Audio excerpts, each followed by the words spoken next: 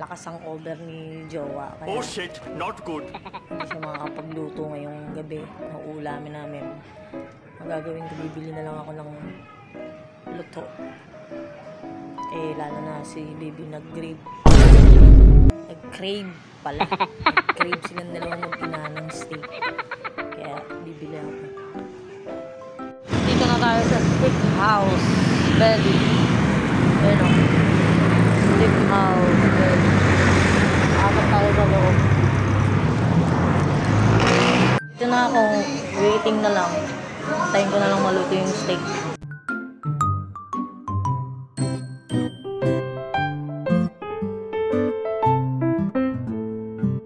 5 minutes later. Wakas na dito na yung steak. Mabilis lang. Ilang minutes lang. Wala pang 5 minutes. Pauwi na ako. Sunod naman. Jollibee naman. Para ulam. Fried chicken. Ngayong gabi. Tapos ito yung sa amin. Steak.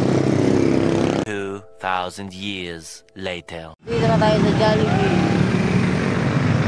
Order tayo sa loob. Alright. Order na this. Kung ano, take out ko na. Isang S2 at saka 8 pieces na bucket chicken. Bali for take out po sa pong S2, spaghetti with fries. Opo. Drinks po. Royal na lang po yun. Then isa po 8 pieces na bucket chicken sa po. Opo. Yung 4 na ano po, spicy. 4 na original ako with fries. Opo. Tapos, regular na burger. Walang cheesy na lang. Ay, 7. 7 pieces. salo lang po. Salo lang. Anything about the para sa 1,000. 5 minutes later. Ano. Bit ko na lang yung burger. Just punch cannon. Ulitin nyo na lang po. Pagkain namin ngayon.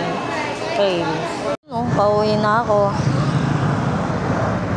Ang pagkain namin ngayong gabi. 75 years later. Sa wakas, nandito na yung sa bahay. Ayan na yung steak.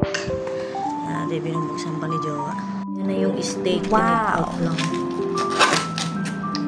Dahil malakas ang over ni Jowa. Daming gravy.